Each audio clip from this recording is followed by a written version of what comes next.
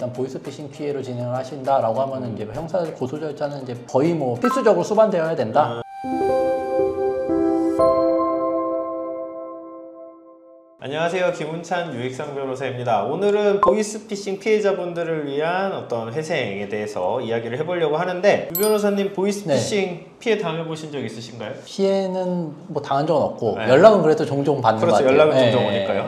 뭐 기억나는 통화 없으세요? 저는 뭐 기본적으로 먼저 끊더라고요. 왜냐면 뭐 대부분의 대응이 그냥 뭐 유익상 씨 되시죠? 할 때부터 약간 좀 이상하잖아요. 그렇죠. 느낌이 이상하죠. 그냥 뭐 저는 누군데요? 이러다가 이제 자기도 안 될 것 같으니 끊던데 기억나는 거는 그건 있어요. 그러니까 뭐 누구 아시나요? 뭐 이제 이렇게 물어보잖아요.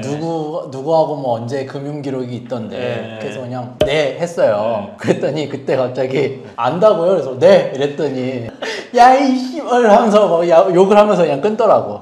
그런 적은 있었습니다. 근데 그거 왜 안다 그랬어요? 그냥 상대하기 싫었어요? 아니 딱 봐도 보이스피싱이잖아. 그래서 안다 그러면은 얘네들이 어떻게 나오나 이제 궁금해가지고 했더니 이제 욕을 하면서 끊더라고요. 저는 사실은 이제 대부분 보이스피싱이라고 생각이 되면 그냥 전화를 끊어버리는데 저도 그 가끔씩 이상한 심리가 발동할 때가 있어요. 뭐 좀 한가하고 뭔가 좀 이런데 전화가 왔는데 이거 뭔가 좀 놀아야겠다라는 생각이 들 때가 있어요. 그럼 뭐 무슨 뭐 검찰청이라고 해서 그거 한번 받아본 적이 있는데, 사실 저는 처음에 받았을 때는 저희 의뢰인 연락인 줄 알았어요. 그럴 수 있죠. 그러니까 이게 어쨌든 검찰청에서 연락 오는 경우 있으니까 소통을 하다 보니까 이거 보이스피싱이구나 이렇게 깨닫게 된 거죠. 그래서 이제 그때 한창 뭐 이렇게 얘기를 하면서 그래서 이제 뭐 검사님이 누구시냐 뭐 이렇게 해서 이제 놀다가 끊은 적이 있는데, 그러니까 뭐 사실은 보이스피싱이 어쨌든 한 번씩은 다 경험할 정도로 오고 사무실 이제 피해 상담도 굉장히 많이 오시잖아요. 그러면은 이런 어떤 보이스피싱 피해를 입으신 분들 같은 경우에 제가 느끼기에는 1차적으로 생각하는 게 형사 고소 생각 많이 하시죠. 형사 고소해서 저 사람을 잡아야겠다. 그리고 개인회생을 생각하시는 분들은 잘 없는 것 같아요. 제가 봤을 때는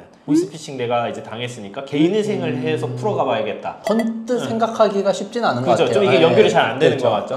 그럼 좀 어때요? 보이스피싱으로 피해를 입은 분들 개인회생을 통해서 좀 구제가 가능할까요? 결론부터 말씀해 주신다면? 개인회생 할 수 있으면 개인회생이 답이죠, 사실은. 개인회생이 답이다. 뭐 물론 개인회생을 할 수 있는 요건이 안 되는 경우도 있어요. 보이스피싱을 당했지만 뭐 재산이 너무 많아가지고 뭐 그런 경우라면 못하겠지만, 기본적으로 보이스피싱으로 수많은 빚이 쌓여서 감당이 안 된다. 이거는 일단 형사 절차나 뭐 민사 절차로 풀어가는 거는 일단 부수적일 수 있고, 제가 봤을 때 오히려 개인회생이나 뭐 파산으로 정리를 하는 게 훨씬 쉽고 빠른 길일 수 있다라는 생각이 좀 들어요. 제가 생각해도 이게 피해자가 느끼기에 체감할 수 있는 가장 그 좋은 어떤 법률적 조치인 것 같은 게, 형사 고소를 하게 되면 사실 찾는데 한 세월이고, 좀 찾게 되면은 보통 이제 전달책 수거책들이 이제 잡히는 경우가 있는데, 전달책 수거책 하는 사람들은 보통 이제 이 사람들도 돈이 없으니까 그거 아르바이트 하는 사람들이거든요. 그러면 사실 이 사람들 잡아서 내 피해 금액을 회복이 가능하냐, 뭐 가능한 경우도 간혹가다 있지만 대부분의 경우는 그냥 이 사람들 처벌받고 끝나거든요.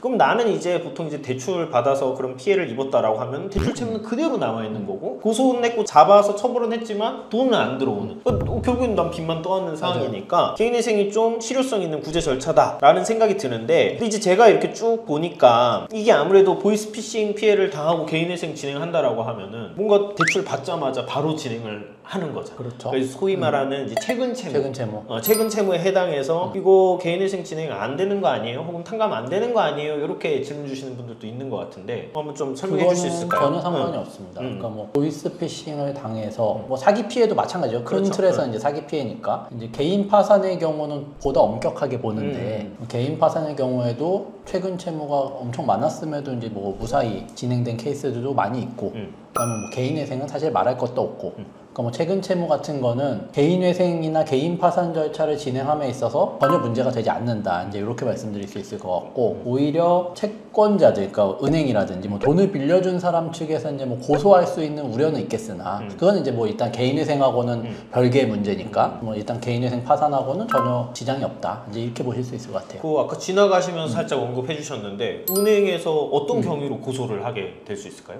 이제 은행은 사실은 이 사람이 보이스피싱을 당했는지 사기 피해를 당했는지 모르는 경우가 있잖아요. 이런 경우라고 한다면 이제 뭐 금액이 소액이면은 이제 뭐 넘어가겠지만 이제 거액의 돈을 돈을 빌리자마자 은행 입장에서는 뭐 빌린 지 한 1, 2주밖에 안 되는데 갑자기 개인회생을 들어간다거나 뭐 개인 파산에 들어간다라고 하면 이건 애초부터 돈을 빌릴 당시에 뭐 갚을 능력이나 갚을 의사가 없으면서 우리를 속여서 빌린 거 아니냐라고 해가지고 이제 고소를 할 가능성도 있는데 그 가능성 자체는 사실은 매우 낮아요. 매우 낮고 그리고 고소를 진행한다 손 치더라도 어쨌든 내가 빌릴 당시부터 안 갚을 의사나 갚을 수 없는 능력으로 빌린 게 아니라 나도 사기 피해를 당한 거잖아요. 그렇죠. 네. 그러니까 이제 뭐 사기 피해를 당했다라는 것만 형사 절차에서 잘 설명하면 뭐 그 부분도 뭐 문제 없이 넘어갈 수는 있죠. 그러니까 뭐 실무적으로 봤을 때 고소가 들어오더라도 뭐 가볍게 방어를 할 수 있는 그런 사건으로 네, 그러니까 실무적으로 것 같아요. 봤을 때 고소를 당하는 경우는 진짜 거의 없었어요. 네, 그러니까 뭐 몇 천만 원 정도 수준이라고 하더라도 그리고 은행 측에서도 먼저 담당자들이 연락 와가지고 뭐 이제 물어보는 경우도 있고 아니면은 은행 측에 내가 이렇게 보이스피싱을 당했다라고 해서 먼저 이제 통지를 해주면 은행 측에서도 그럼 뭐 이제 형사 고소는 했냐, 형사 고소했으면 뭐 그거에 대한 그 과정이라든지 뭐 결과 같은 거 우리한테 또 좀 전달을 해달라라고 해서 담당자가 그 사실을 인지를 하면 그냥 넘어가는 경우들이 많아요. 그리고 뭐 이런 경우는 보이스피싱 같은 경우는 이제 뭐 개인회생 파산으로도 해결이 가능하다라고 안내를 해주는 데도 있고 그렇기 때문에 은행하고도 이제 어느 정도 커뮤니케이션이 된다라고 하면 이것도 크게 걱정할 부분은 아니고 설사 고소가 들어왔다 하더라도 이건 뭐 이제 대부분은 형사 처벌을 받지 않고 무혐의로 사건이 종결될 가능성이 매우 높죠. 그러면은 이제 뭐 개인회생을 진행을 하는데 뭐 피해를 입은 금원에 대해서는 사실 이제 뭐 법적으로 보게 되면은 이거는 내가 그 가해자, 보이스피싱한 가해자가 됐던 아니면 아까 뭐 말씀드렸던 뭐 전달책이나 뭐 현금 수거책 뭐 이런 사람들이 잡히게 되면 그 사람들한테 돈을 받을 권리가 있는 거잖아요. 어쨌든 그렇죠. 내 돈을 그렇게 사기쳐서 가져갔는데 내가 받을 권리가 있고 이제 법적으로 보게 되면 채권이잖아요. 그렇죠. 채권이. 채권이고 이거는 재산이잖아요. 내 재산.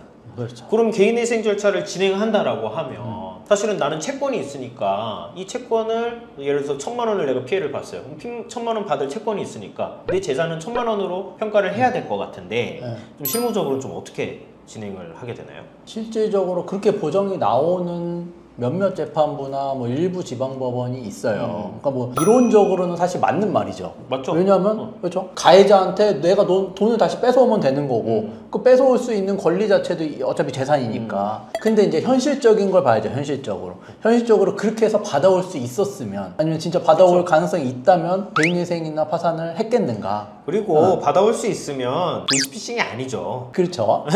이거는 뭐 법적으로 해서 내가 받을 채권이 있고 민사소송에서 받을 수 있으면 그거를 사기라고 평가를 할 수는 없고 그렇죠. 이거 못 받아보니까 사실은 보이스피싱이 이제 사회적으로 그게 문제가 되는 거잖아요. 그럼 현실적인 측면에서 회수 가능성이 없다. 그렇죠.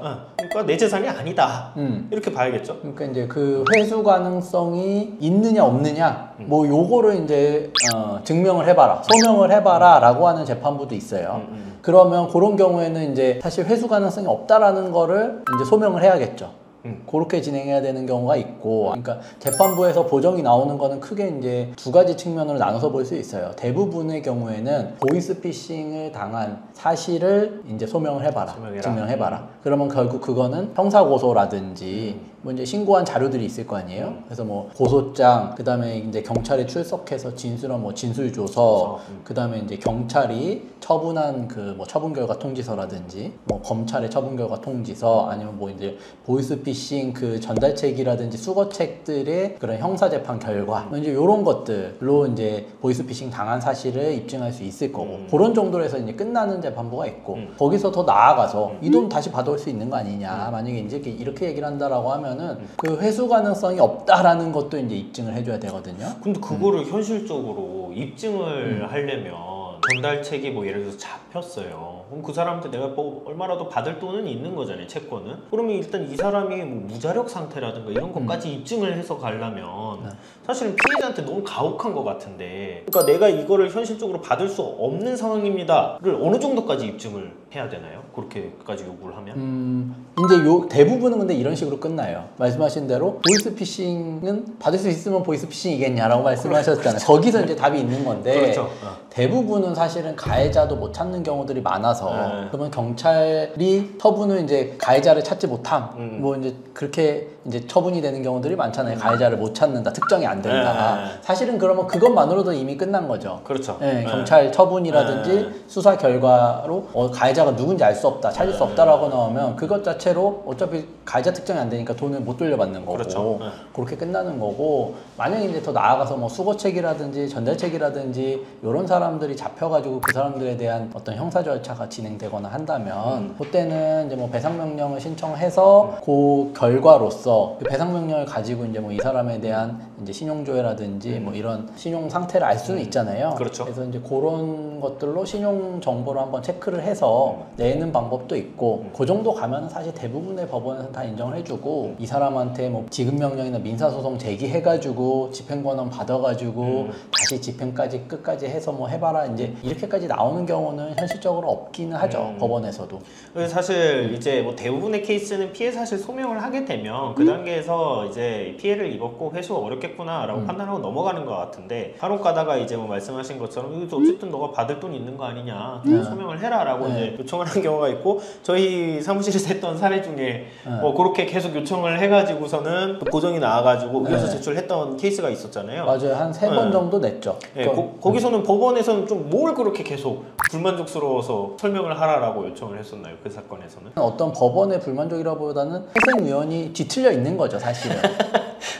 회생위원이 뒤틀려 있어. 그러니까 회생위원이 잘못된 거예요. 사실 뭐 잘못된 거는 잘못된 거죠. 왜냐면은 사기 피해를 당한 거를 입증을 했고 더나나 이 보이스피싱이면은 이 사람에 대해서 돈을 회수할 수 없는 가능성이 상당히 높다라는 거는 이거는 경험적으로도 알 수 있는 건데 기본적으로 법리적인 거에만 근거를 해가지고 치우친 거죠.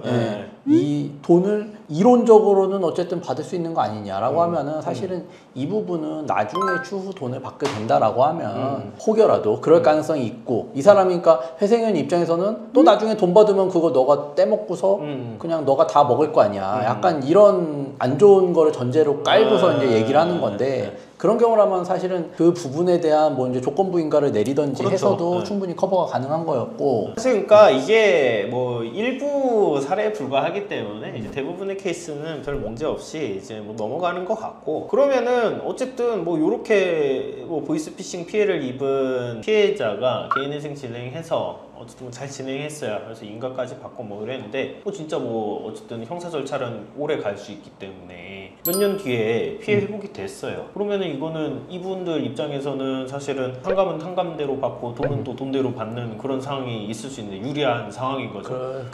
그렇게 될 수 있죠. 그러면은 그런 경우는 사실은 조건부 인가가 나오지 않은 상황이라면 현실적으로 뭐 법원에서 이거를 뭐 터치를 하거나 그렇지는 않게 되죠. 그렇진 않죠. 근데 이제 뭐 법리적으로 본다면 그 개인회생 진행 과정에서 받은 돈도 이제 개인회생 재단에 포함되는 거기 때문에 뭐 변제계획안을 변경 신청을 하는 게 맞겠죠. 그렇죠. 원칙적으로라면. 근데 사실 현실적으로 이제 뭐 법원도 그렇고 채무자도 그렇게 이제 업무가 진행되는 경우는 이제 없다고 볼 수 있고 저희 회사 같은 경우는 사실은 이제 뭐 형사 쪽에 또 이제 특화된 그 팀들이 있고 사실은 이제 형사 분야 안에서도 사실 이제 재산범죄, 사기 이쪽에 이제 피해자분들 대리를 이제 많이 하다 보니까 이제 뭐 그쪽에서 사실은 이제 도산으로 넘어오시는 그런 분들이 이제 있는데 이제 제가 이렇게 보게 되면은 이제 형사 사기 고소를 이제 염두해 두고 상담을 오셨다가 우선 개인회생을 진행을 하시는 게 오히려 낫겠습니다. 지금 이거 형사 고소도 고소인데 이렇게 해서 안내를 드리면은 이거에 대한 만족감이 훨씬 더 높은 것 같아요. 제가 느끼기엔 그렇거든요. 그런 것 같아요. 왜냐하면 비용적으로도 그렇죠. 사실 이제 형사 전문 변호사를 선임을 해서 진행을 하려면 사실 비용도 개인회생 대비 뭐 최소한 3-4배 이상은 높잖아요. 이제 그런 것도 있고 그 다음에 형사 고소를 진행한다고 해서 이 채무가 내가 은행에서 빌려가지고 아니면 뭐 지인들한테 빌려가지고 내가 갚아야 될 의무가 없어지는 건 아닌데 어쨌든 개인회생 그 의무 자체를 없애주는 거니까 이제 훨씬 높은 것 같아요. 그러면은 사실은 이런 어떤 도산 이런 개인회생 절차를 진행할 때 형사 고소는 필요가 없나요? 필요가 없진 않죠. 아까 이제 우리가 얘기를 했지만 어쨌든 보이스피싱 당한 거를 입증을 입증을 해야 해봐라, 되니까. 소명을 해봐라 라고 하면은 거기에서 이제 필수적으로 이제 형사 고소에 부수하는 뭐 이제 진술조서라든지 뭐 고소장이라든지 처분결과 통지서라든지 이런 자료들이 소명 자료로 나가야 되기 때문에 일단 보이스피싱 피해로 진행을 하신다라고 하면은 이제 형사 고소 절차는 이제 거의 뭐 필수적으로 수반되어야 된다. 이제 이렇게 보는 게 맞을 것 같아요. 보이스피싱 관련해서 뭐 개인회생 뭐 진행을 염두에 두고 뭐 개인회생 할 수 있구나 이걸 이제 영상을 통해서 알게 되신 분들께 한마디 하신다라면 어떤 말씀을? 보이스피싱을 당하기 전에는 내가 이제 뭐 신용도라든지 아니면은 재정상에 영향이 없었어요.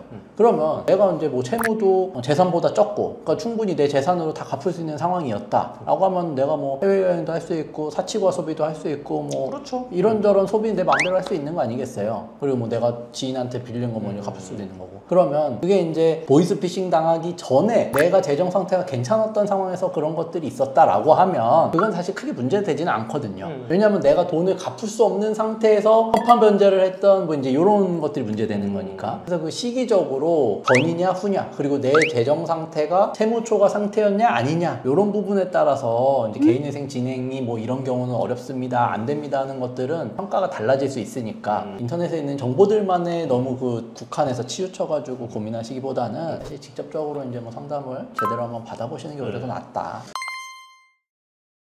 오늘은 그 보이스피싱 피해자분들의 가장 실효성이 있는 어떤 구제 전략인 개인회생 절차에 대해서 한번 소개해드리고 이야기해보는 시간을 가져봤어요. 보이스피싱 피해로 지금 내가 굉장히 고통 많이 받고 있고 지금 대출이 갑자기 실행이 돼서 이걸 어떻게 해결해야 될지 모르겠다 하시는 분들 편하게 연락 주시면 저희가 친절하게 상담 안내 도움드리고 저희가 아는 법인에서 열심히 노력해서 꼭 그 상황을 타개할 수 있도록 도움드리도록 하겠습니다. 감사합니다.